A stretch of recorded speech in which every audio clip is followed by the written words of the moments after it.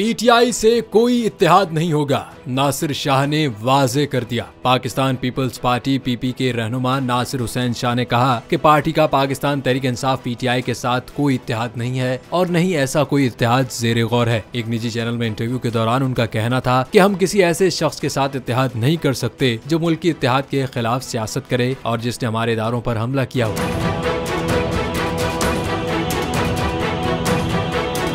नासिर हुसैन शाह ने कहा कि पार्टी के दरवाजे दीगर तमाम सियासी इकाइयों के लिए खुले हैं और वो सबसे बात करेंगे। उन्होंने कहा कि सियासी तौर पर हम सबसे राबते में हैं। कई लोग पीपल्स पार्टी में शमूलियत इख्तियार करना चाहते हैं, लेकिन जगह का मसला है। दूसरी जानिब बिलावल भुट्टो जरदारी का इस बारे में कहना था कि हम उन लोगों से बातचीत कर सकते हैं जो 9 मई के हमलों में मुलविस नहीं है। हमारे दरवाजे गैर मुसल्लह लोगों के साथ मुज़ाकरात के लिए खुले हैं।